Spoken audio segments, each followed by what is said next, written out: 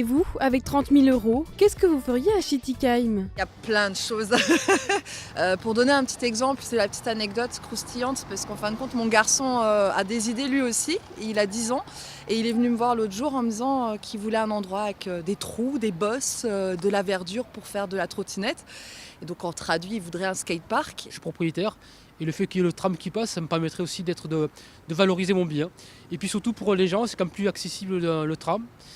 Parce que le bus c'est bien, mais il n'y a pas toujours, il n'y a pas tant de passages que ça dans les bus. Les espaces verts, nous en avons besoin, nous en avons.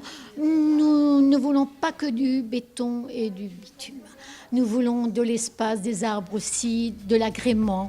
Jardin partagé, espace de jeu, compost, les idées des citoyens sont nombreuses et c'est pour cela que la municipalité de Schittigheim a souhaité mettre en place un budget participatif.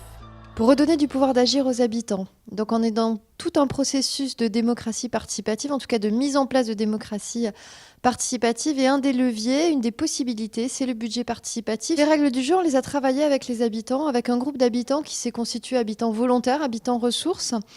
Et donc les règles du jeu, c'est là, on dépose des idées ou des projets. On les dépose du 1er février jusqu'au 8 mars. Dans cette période-là, il faut avoir des idées qui répondent à l'intérêt général. C'est une idée pour ma ville, une idée pour mon quartier, pas une idée pour mon jardin. On est dans les critères d'investissement, on est dans de l'équipement. Je veux embellir ma ville, je veux l'améliorer, donc c'est dans de l'équipement, c'est pas de l'éphémère, c'est pas de la fête des voisins. Et puis il faut que ce soit une compétence de la ville, c'est-à-dire que la ville puisse mettre en action. On ne peut plus faire de la politique pour les gens sans eux. La vie politique, c'est la vie de tous les jours, c'est la vie de la cité, c'est l'expertise de chaque habitant qui a aussi un droit de regard. La démocratie, c'est pas seulement je vote une fois tous les 5 ans et puis je donne les clés. Non, la démocratie, elle se vit tous les jours au quotidien, chacun à notre place, citoyens qui deviennent élus, citoyens non élus. On est tous là pour partager la transformation et la vie de la ville.